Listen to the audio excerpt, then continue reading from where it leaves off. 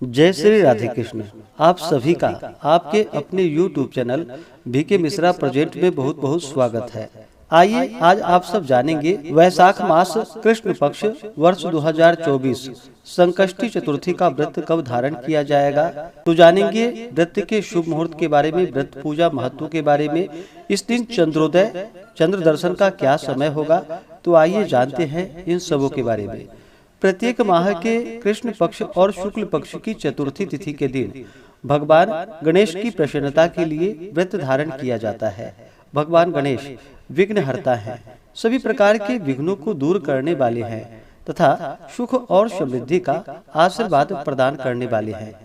प्रत्येक माह के कृष्ण पक्ष की चतुर्थी को, जिसे कि संकष्टी चतुर्थी के नाम से जाना जाता है, और शुक्ल पक्ष में पड़ने वाली चतुर्थी को विनायक चतुर्थी के नाम से जाना जाता है। वैशाख मास कृष्ण पक्ष चतुर्थी तिथि के दिन इस दिन गजानन वक्रतुंड नामक गणेश जी का पूजन किया जाता है। इस व्रत को धारण करने से जो कि आने वाले कष्टों से छुटकारा प्राप्त होता है, इसके साथ ही घर परिवार में सुख समृद्धि बनी रहती है। नारद पुराण के अनुसार मन के स्वामी चंद्रमा और बुद्धि के स्वामी भगवान गणेश के सहयोग के कारण इस चतुर्थी व्रत को करने से मानसिक शांति, कार्यों में सफलता, प्रतिष्ठा में वृद्धि होती है। इस दिन किया गया व्रत और पूजा पाठ वर्ष पर्यंत सुख समृद्धि और पारिवारिक विकास में सहायक सिद्ध होता है। तो आइए जानते हैं संकष्टी चतुर्थी व्रत के शुभ मुहूर्त के बारे में।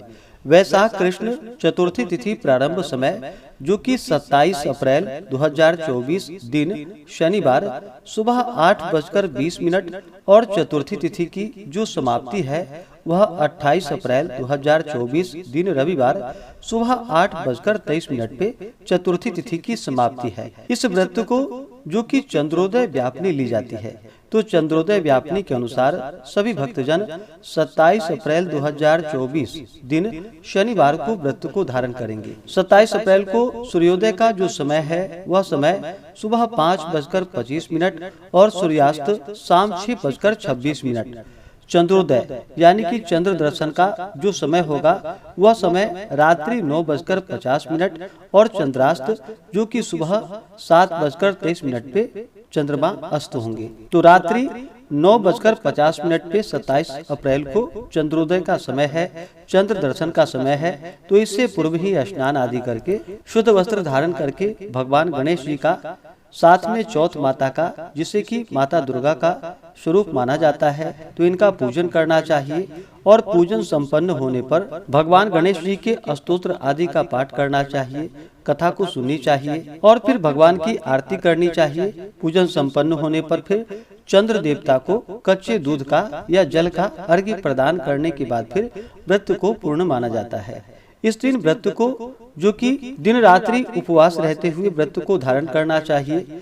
उपवास अगर नहीं रह पाते हैं, जिनका स्वास्थ्य सही ना हो, तो आप फलाहार रह करके व्रत को धारण करें और चंद्र दर्शन कर लेने के बाद चंद्रमा को अर्घ्य देने के बाद फिर आप व्रत को पूर्ण कर सकते हैं। इसके बाद फलाहार भोजन आदि कर सकते हैं। 27 अप्रैल को राहु काल का जो समय है वह समय सुबह 8:40 से सुबह 10:18 तक होगा।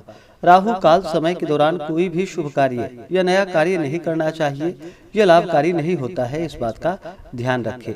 ब्रह्म मुहूर्त का जो समय होगा वह समय सुबह 4:17 से सुबह 5 बजे तक ब्रह्म मुहूर्त का समय होगा। योग जो कि परिध योग होगा रात्रि 3:34 तक, उसके बाद शिव योग होगा। नक्षत्र ज्येष्ठा नक्षत्र अगले दिन सुबह 4:28 तक होगा, उसके बाद मूल नक्षत्र। तो जो भी भक्तजन व्रत को धारण करने वाले हैं वो सभी 27 अप्रैल शनिवार के दिन संकष्टी गणेश चतुर्थी का व्रत धारण करेंगे। इस दिन भगवान गणेश जी का जो कि पूरे विधि विधान के साथ पूजन करना चाहिए। भगवान गणेश जी का जल से अभिषेक करें, पंचामृत से अभिषेक करें, शुद्ध गंगा जल से अभिषेक करे। भगवान गणेश जी को जो कि लाल या पीला वस्त्र अर्पित करे, यज्ञोपवीत चढ़ाएं। फिर अक्षत, चंदन, पुष्पों की माला अर्पित करे। विशेष प्रकार से लाल पुष्प भगवान गणेश जी को अर्पित करे। उन्हें सिंदूर अति प्रिय है तो भगवान गणेश जी को सिंदूर चढ़ाएं। दुर्वा दल अवश्य ही अर्पित करे। उसके बाद धूप और दीप दिखाएं। अनेक प्रकार का नैवेद्य आदि विशेष करके मोदक आदि का भोग भगवान गणेश जी को लगाएं। ऋतु फल आदि हो उसका भोग लगाएं। दूध से बने हुए वस्तुओं का भगवान गणेश जी को भोग लगाएं। और जब भी भगवान गणेश जी को भोग लगाते हैं तो दुर्वा दल डाल करके भगवान गणेश जी को भोग लगाना चाहिए। भगवान गणेश जी को तुलसी दल चढ़ाना नहीं चाहिए। इनके पूजन में तुलसी दल निषिद्ध है। भगवान गणेश जी का पूजन करके नैवेद्य आदि का भोग लगा के जल से आचमनी करवाएं। द्रव्य दक्षिणा चढ़ाएं। मुख शुद्धि के लिए पान, पत्र, सुपारी, लौंग, इलायची के साथ में अर्पित करें। इसके बाद फिर चौथ माता का यानी कि माता दुर्गा का पूजन करना चाहिए। इनका गंध, पुष्प, धूप, दीप आदि से पूजन करके श्रृंगार की वस्तुएं अर्पित करें। नैवेद्य आदि का भोग लगाए, जल से आचमनी करवाएं। मुख शुद्धि के लिए पान, पत्र, सुपारी, लौंग, इलायची के साथ में अर्पित करें। इसके बाद फिर संकष्टी गणेश चतुर्थी व्रत का कथा श्रवण करनी चाहिए। इसके बाद आरती करनी चाहिए और फिर चंद्र देवता को कच्चे दूध का या जल का अर्घ्य प्रदान करके व्रत को पूर्ण करना चाहिए। जो भी भक्तजन व्रत को धारण करने वाले हैं उन्हें व्रत के दौरान जो कि शुद्ध और सात्विकता का पालन करना चाहिए। व्रत के दौरान किसी के ऊपर क्रोध नहीं करनी चाहिए। अपने मन में किसी के प्रति ईर्ष्या या द्वेष का भाव नहीं लाना चाहिए। ब्रह्मचर्य का पालन करना चाहिए। इस दिन ओम श्री गणेशाय नमः, ओम गंग गणपतये नमः आदि मंत्रों का जप करना चाहिए। वक्रतुंड महाकाय सूर्यकोटि समप्रभा निर्विघ्नं कुरु मे देवा सर्वकार्येषु सर्वदा इन मंत्रों का जप करना चाहिए। इससे भगवान गणेश जी अपने भक्तों पर अति प्रसन्न होते हैं। अपने भक्तों के सभी प्रकार के दुख और कष्टों को दूर कर देते हैं तथा सुख और समृद्धि का आशीर्वाद प्रदान करते हैं। तो आशा करता हूँ कि यह जानकारी आपको अच्छा लगा हो। ऐसे ही ज्ञानवर्धक जानकारियाँ प्राप्त करते रहने के लिए, व्रत पूजा के बारे में जानने के लिए, कथा को सुनने के लिए चैनल पे अगर आप पहली बार आए हैं तो चैनल को लाल बटन दबा करके सब्सक्राइब करें। साथ में बेल आइकन घंटी को दबाएं ताकि आने वाली वीडियो का नोटिफिकेशन आपको समय से मिलता रहे। वीडियो को लाइक करें, शेयर करें। सुखी रहें और स्वस्थ रहें। जय श्री राधे कृष्ण। धन्यवाद।